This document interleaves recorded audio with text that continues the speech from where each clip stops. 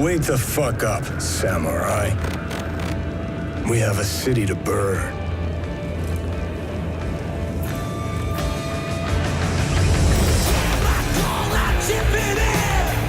Johnny Silverhand, the legendary rocker boy, epitome of cool and former lead singer of Samurai, will be portrayed by the equally breathtaking Keanu Reeves. Silverhand will be the main character alongside V in Cyberpunk 2077. His girlfriend, Alt Cunningham, will also be integral to the plot. So who is this Johnny Silverhand? In my Pondsmith Cyberpunk lore, Silverhand was known in Night City as a famous and idealistic singer with his signature silver-chrome cyber arm. Samurai were a group of rebellious musicians whose music focuses around revolt and a distaste for authority. Silverhand's discography includes notable hits such as Chippin In and Never Fade Away. They offer a melodic reminder to the historic troubles that have plagued Night City. Other songs from his Cool Metal Fire album include Dancing With My Axe, The City, and Flashing Lights. Prior to the release of the 2019 Cyberpunk 2077 gameplay demo and Keanu Reeves' appearance in the 2019 cinematic trailer, there was initially some doubt as to whether Silverhand would make an appearance in Cyberpunk 2077 based upon the information provided in the final chapter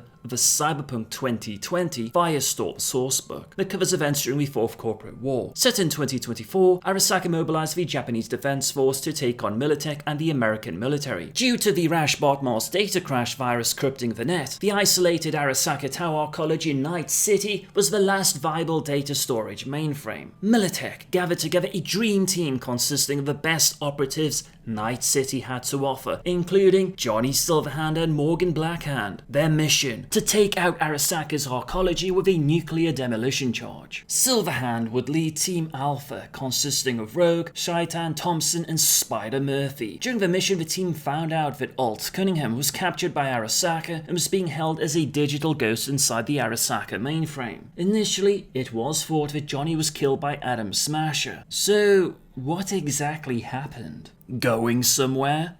Adam's voice cuts through the silent offices like a bullet crack. Someone screams "Cover!" as machine gun and shotgun fire from Arasaka troopers spray through the narrow hallway, cutting three of the Team Spec Op troops in half. Spider scrambles behind a heavy pillar as Rogue and Johnny take a position behind office furniture, wholly inadequate to the job of stopping heavy fire. Spider watches Shaitan simply fade into near invisibility against a wall. Rogue pops off a burst from her rifle, then fires 2 grenades. Arasaka seem to want the lab intact and are not using heavy weapons. Team Alpha was under no such constraint. Shaitan fires off blast after blast from a portable cannon he calls a shotgun, but is tagged by an auto-gun burst that sends him rolling. People on both sides spasm and fall as high-velocity death fills the entire floor of the building. Somewhere, Spider hears Thompson scream in pain. Things are bad. There are too damn many of them. Plus that Borg, time to decide. Bullets chip at her cover while she hurriedly links her cyber deck into the heavy suitcase memory stash carrying Alt. No time to double check, no time to confirm links or space available. She launches herself into the net, dragging the linked icons that represent Alt's personality, memories, and whatever else it is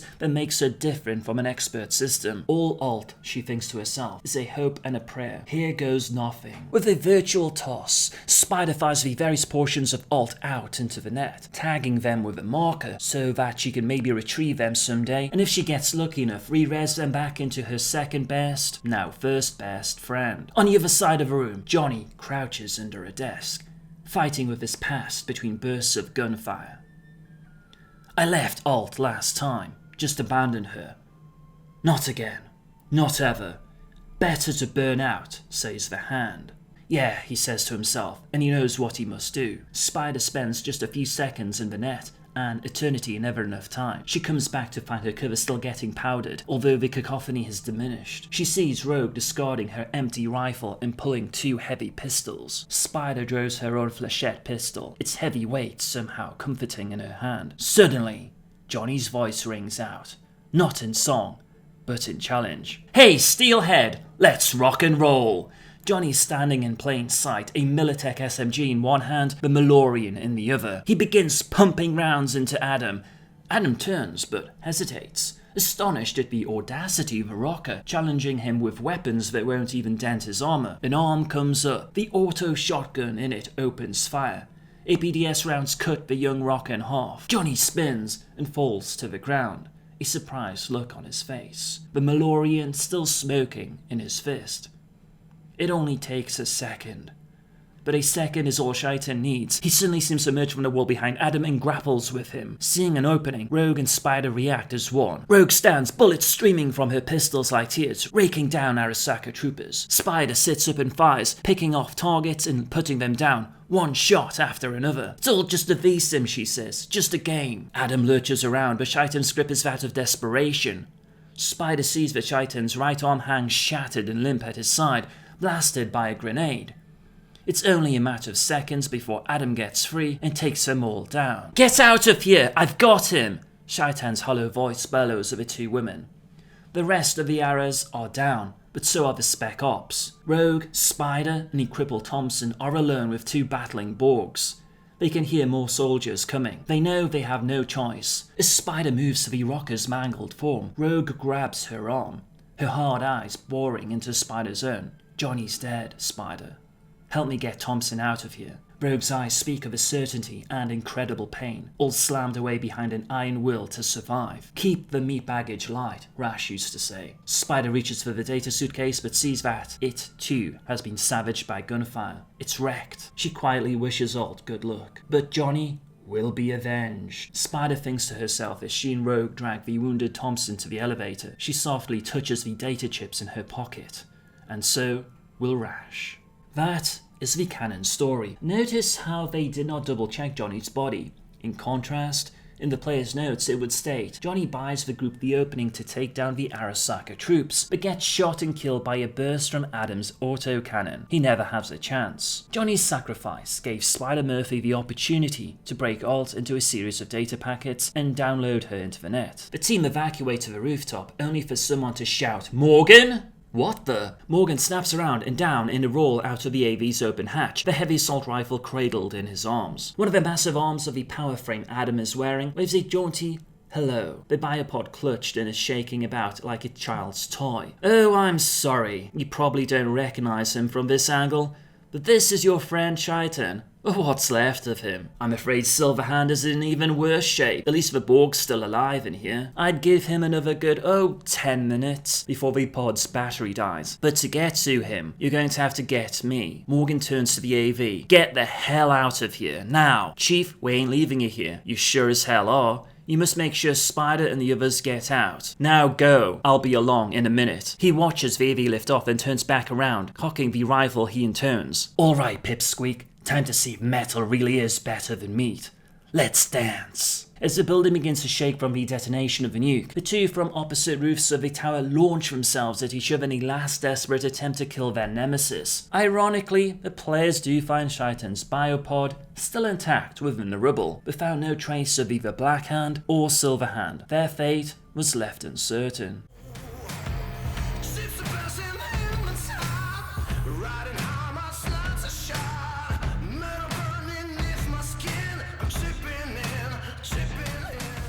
In Cyberpunk 2077, V's quest is for a one-of-a-kind chip that potentially unlocks the secret to immortality. Johnny Silverhand returns as a digital ghost which V can see. CD Projekt Red began negotiations with Keanu Reeves almost a year ago to play the role of Johnny Silverhand. Given Keanu's history of playing significant characters in the cyberpunk genre, notable examples include Johnny Mnemonic and The Matrix, CDPR felt he would be the perfect fit for Cyberpunk 2077. Keanu is no stranger to music and was previously the backing vocalist for Dogstar, as well as starring in the Bill and Ted series. Keanu offered to do some singing for Cyberpunk 2077, but at this moment in time, CDPR went with an established rock band to record Chippin In. Silverhand rose to prominence in the Cyberpunk 2020 fandom as the protagonist in the introductory scenario, Never Fade Away, that gave new players an opportunity to learn how to play Cyberpunk 2020. Covering events before Firestorm, Silverhand became involved in a deadly cat-and-mouse game with Arasaka. Unable to penetrate Arasaka's security by themselves, Silverhand creates a diversion by announcing a concert just outside Arasaka Tower. 6,000 ardent samurai fans turned up to the party. The Arasaka guards began to lose their nerve, and one of them accidentally fired into the crowd. Furious pandemonium ensued as the samurai fans retaliated en masse, listening to Chippin In.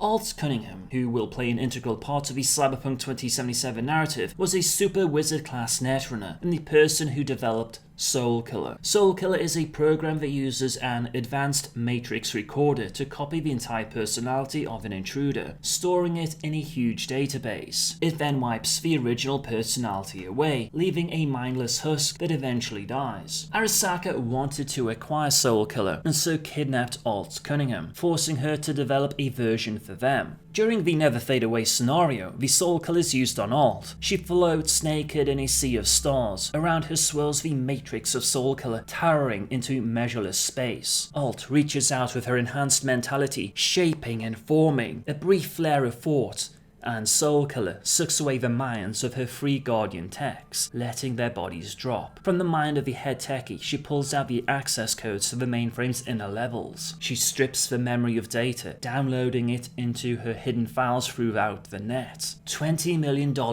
vanishes from accounting to reappear in a sub-account under her name. Pulling Toshiro's signature from his checking account file, she signs his name with a flourish. Using the access codes, she activates the room monitor. She can see the three techs slumped senseless in their chairs, her own unconscious body limply sprawled across the central console. Akira moves towards it, and Alt triggers the room lasers and cuts him in two. His body hits the floor with a steaming thud. Toshiro's eyes widen in shock, then narrow as he realizes what has happened. "Congratulations, Miss Cunningham," he says with a mock formality. "It seems you have found a way to escape your demise. You move and your laser meets," she retorts. She tracks the defense system onto him, locking it to fire at the slightest position change. Then she turns back into the Soul Killer construct, wrapping its power around her, gathering herself to transfer back into her body. The room staggers, lurches, as 5 pounds of plastic explosive slams through the ceiling of the elevator, creating an instant fireball. The lasers go wild, spilling a maze of ruby light in every direction. Toshiro throws himself flat,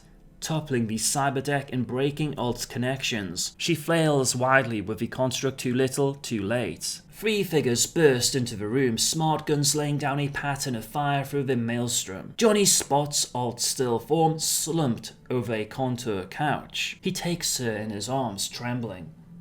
Across the room, Rogue looks away. "Well, well, well," says Thompson, striding across the wrecked room towards the corporate head. "What do we have here? Looks like kidnapping and maybe murder. They're going to put you away for a long, long time, Toshiro-chan." His green cyber-optic winks bright as he transmits live and direct to his newsnet. His head swivels right to left with practiced ease as he sub-vocalizes the opening to his story. The story he will use to break Arasaka in Night City. Johnny stares a long time at Alt's almost lifeless body. There is a feeble pulse, but Alt is gone. Lost in the machine, trapped behind crystal. Lost forever.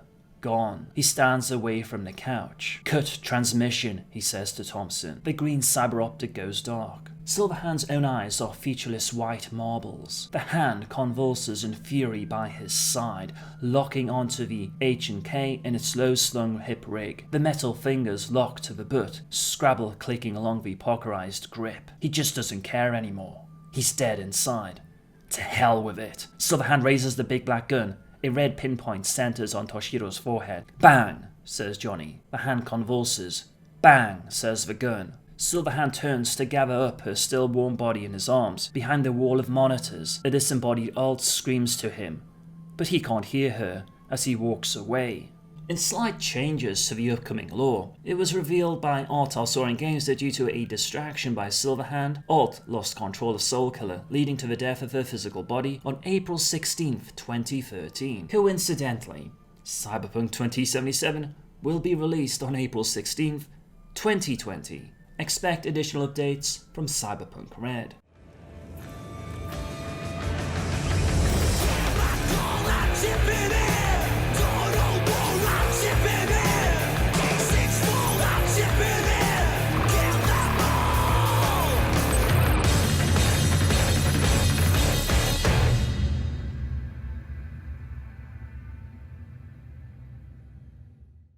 Following the Arasaka Tower riots and the apparent death of Alt, Johnny Silverhand would go into hiding amongst the Nomad groups for almost 2 years with his friend Santiago. Nomads will play a significant part in Cyberpunk 2077 and will also be an option for V's life path. Many rockers find that travelling with a nomad pack is a cheap, easy way of getting from gig to gig. If they start doing better, most find other ways of travelling. In some cases, successful rockers have had nomad packs doubling as their road crews, providing technical services, protection and crowd control. This arrangement suits both sides. The nomads get to travel around and live free, well-paid lives, and the rocker gets service and devotion beyond what money could buy. The nomad's attitude towards their rocker friends is one of admiration for their skill at getting their audiences excited about something occasionally blended with wonder at their naivety. Nomads lead lives apart from the mainstream and sometimes find it difficult to get widely excited about things that do not directly relate to them. The nomad market is not large enough to support many rockers catering specifically to it. The few who do are many times nomads themselves, singing about the wrongs that affect their lives with a perspective that even the most sympathetic outsiders cannot achieve. Such rockers can stir the nomads to action should they wish to do so. One thing all nomads agree on is that music makes a bad day good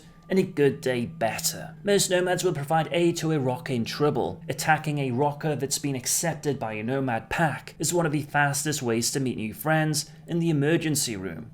And that's if you're lucky. Ships are passing in the time, riding high, my slides are shot. Metal burning beneath my skin, I'm chipping in, chipping in. In Cyberpunk 2077, the player cannot specialize as Silverhand's class, Rocker Boy, which has now been updated to Rocker in Cyberpunk Red, but you will most certainly encounter many rockers in Night City. So who are the rockers? Set the scene. Imagine Silverhand gyrating at the edge of a stage, the hypnotic beat throbbing from the speaker stacks to either side of him. Driven by energy and fury, Silverhand bears his soul to the audience. Captivated by his fire, the crowd's emotions become his personal plaything, to be directed at will. His word, delivered as lyrics thundering over the band, becomes gospel for those caught in his spell. While his solo relies on guns, a rocker's armamentorium consists of their cool and charisma. Rockers such as Silverhand or Eurodyne challenge the authority of the social elite by inspiring and informing people. Music has historically been able to resonate with those wishing to express social and political dissent. On many occasions, music has galvanized rebellious youth to challenge the status quo. Unsurprisingly, the most famous rocker band was Samurai. Samurai originally had 5 members, Silverhand and Eurodyne, who would later become well-known solo artists, as well as Nancy, Denny and Henry. Samurai started as a backstreet bar band playing various clubs in Night City such as the Palladium, Destiny and Nexus. One night at the Rainbow Cadenza, a wild-eyed person who looked like a dwarf addict approached Samurai wanting to book their act. Naturally, the Samurai thought this guy was so high on dwarfs that he was talking nonsense, until he gave Silverhand his card. The man was none other than Jack Masters, the head of Universal Music. Within 3 weeks, Samurai was signed to Universal, had a record in production, and were preparing to tour every major city in the world. It took Samurai only 3 weeks to achieve their first #1 hit on the Euro radio charts with their single Blistering Love, followed by their debut album 2 weeks later. Despite their outstanding success, Samurai disbanded due to an incident with their keyboardist Nancy. Nancy unfortunately fell in love with a dwarf addict who physically abused her and wanted her to quit Samurai. Nancy, who had been a Booster Gang member prior to joining Samurai, decided enough was enough. Following another incident, she threw her fiancé out of their 83rd story penthouse. While Nancy wished to rejoin Samurai, her 7 months in jail caused them to become apathetic, and the members concluded it was time to part ways. Nancy changed her name to Bess Isis and began to work in the media. Henry stopped playing bass after an accident with a human interface prototype. A spike in the voltage jumped circuits and literally rewired his brain. Then he decided to form a new band called the Mastermind.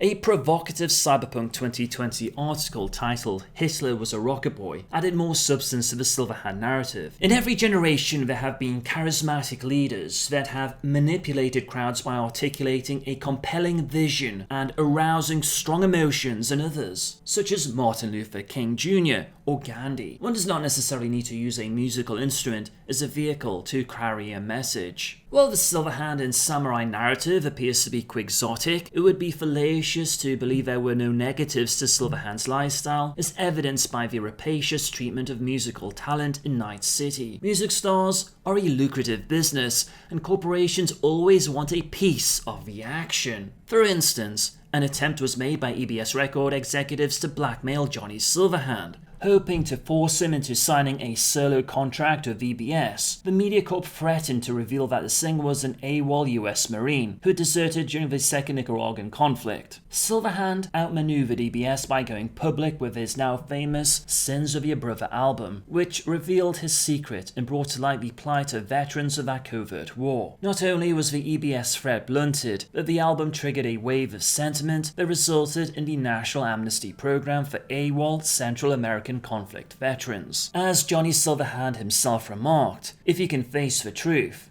you can face anything. So I faced the truth.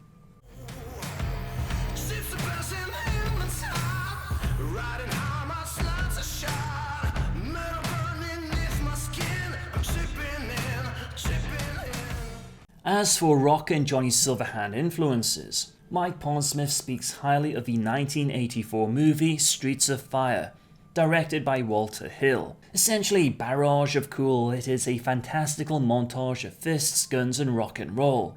Furthermore, Mike recently revealed that when work began on Cyberpunk 2077, his initial choice for Silverhand's role was David Bowie. Since Bowie passed away in 2016, he was no longer an option. Pondsmith says Keanu Reeves expresses different parts of the Johnny Silverhand character that the iconic rockstar simply wouldn't have been capable of. Bowie had the kind of distanced vibe that "I'm not here for you, but I am here." What Reeves has is this utterly internal side where you don't really know what he's thinking, because it is very, very calm and internal, kind of meditating yourself to total alpha zen. So they're two sides of the same coin. Silverhand's weapon of choice was the Malorian Arms 3516, which has been described as the most powerful personal handgun on the market. Iran Malor developed this radical new design to the personal specifications of Johnny Silverhand. Silverhand explained he wanted something that would drop a Cyber Psycho fan at 100 paces, no matter how much cyberware they had. Price was no object, and Iran delivered. Johnny Silverhand also had a drink named after him, unsurprisingly called the Silverhand. The Silverhand is a shot of vodka mixed with brandy and a few drops of Chew-2 for added flavour. Chew-2 is a synthetic alcohol which also serves as the combustible superfuel in the Cyberpunk 2077. It is fermented from a high sugar grain, Tricitium vulgaris mega suavis. Mike Pondsmith revealed that he wrote the original Johnny Silverhand song, Chippin In, when he used to play the brass in a real band. The Chippin In music from Cyberpunk 2077 is somewhat different from his original song, so he likes to view it as a cover. Mike Pondsmith used to have an entire album of Johnny Silverhand material, which is sold on cassette tape. Currently, there are two versions of Chippin In, one from the 2018 gameplay demo,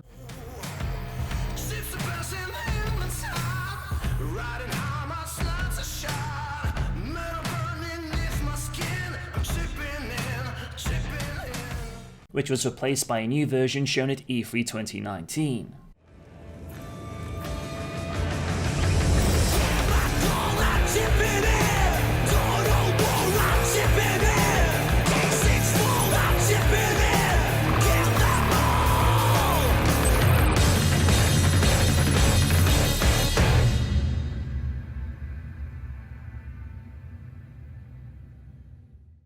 The iconic samurai image used by Silverhand and seen on samurai merchandise is somewhat ambiguous. Men Yoroi are the facial armor worn by samurai. However, the symbol also appears to include elements of an Oni. In Japanese folklore, Oni represent demons, although translations also depict Oni as ogres or trolls. Typically being red or blue with distinct horns, it reflects the Japanese belief in a spirit world in which demons carry out their roles by punishing the unjust and evil. Mike says that the first draft story he wrote for the Cyberpunk game was called The Punk and the Parking Space. A character called Johnny is driving a Quadrophenia type moped. He is about to pull into a parking space, and then a person in the equivalent of a 23rd century version of a Porsche cuts in and steals the space. The guy in the Porsche gets out and then smirks at Johnny. The punk, Johnny, retaliates by pulling out a large silver gun and shoots all 4 tires of the car. As the culprit staggers back into his Porsche, Johnny says, "Since you like the parking space so much, you should keep it," and walked away. And that, Mike Pondsmith says, was the birth of Johnny right there. None of this info was ever published, nor is it considered canon to the Cyberpunk game, but it is rather nice as a long-time fan of the pen and paper game to gain some insight into the history behind the creation of the character. In an alternative Cyberpunk 2020 timeline, Johnny Silverhand was possibly born as Robert John Linder sometime in the 1980s, the son of an Apple computer programmer and studio guitarist working the San Francisco club scene. Linda's family is rumored to have been killed during the collapse. Records appear to indicate Robert joined the US Army in 2004, training as a cybergrunt soldier in the Special Operations Branch. It is assumed, thanks to Johnny Silverhand's participation in the amnesty of 2009, that Linda either went AWOL from Nicaragua or went missing in action early in the war. But it is equally possible that the man known as Johnny Silverhand only assumed the identity and dog tags of Robert John Linder. He could have been someone else all along. Taking on the appellation of Johnny Silverhand, after the trademark chrome cyberarm he adopted in 2005, Linder embarked on a successful career as a rocker. With his band of Samurai, he penned legendary tracks such as Chippin In, Metal Soul, and Never Fade Away. In 2019, lightning struck Silverhand in the form of a botched, Biotechnica-sponsored assassination. Biotechnica was responsible for producing Choom 2, amongst other things. What is commonly believed is that Silverhand emerged from hiding nearly a year later to release Clone Wars, a highly political concept album detailing the abuses and dangers of human genetic tampering. Where the Silverhand narrative diverges from the main timeline is that the assassination was partly successful. Silverhand's body was torn in half by an improvised explosive device that ripped his AV-7 apart. He lay near death in a cryogenic tank for nearly a month before his location was found by the ghost of Alt Cunningham. As mentioned previously, Arasaka had used the Soul Killer on Alt, meaning Alt's ghost now wandered the net. In this timeline, Alt had cloned herself a new body, the Alt 2 Cunningham. Alt offered to upload Johnny's ghost to the net, then download him into a new cloned body. Silverhand agreed. 8 months later, the rocker appeared at a press conference to release the delayed Clone Wars album. As he knew he had been put in a cloned body, in many respects this gave special poignancy to his work. However, the second version of Silverhand was a subtly changed man. Having stared death in the face and lived to tell the tale, he became more political. His next 4 albums, Ring of Fire in 2021, Surrender Gold in 2022, Media Gods in 2023, and Street Armageddon in 2024, covered the gamut of the political spectrum. In this timeline, rather than being killed when attempting to save Alt from Arasaka, in 2026, Silverhand began working on a new album, Tomorrow's Child, which aimed to expose the government for its inhumane treatment of children infected by carbon death plague. In retaliation, the American government had Silverhand assassinated. Once again, Alt steps in and creates a clone from the frozen tissues and ghost of the original Johnny Silverhand. Unfortunately, as it was the original Silverhand, he had a 7-year memory gap. Alt this time told him the truth, that he was a 3rd generation copy, and if so wishes was practically immortal. This individual called himself Mr. John Silverhand.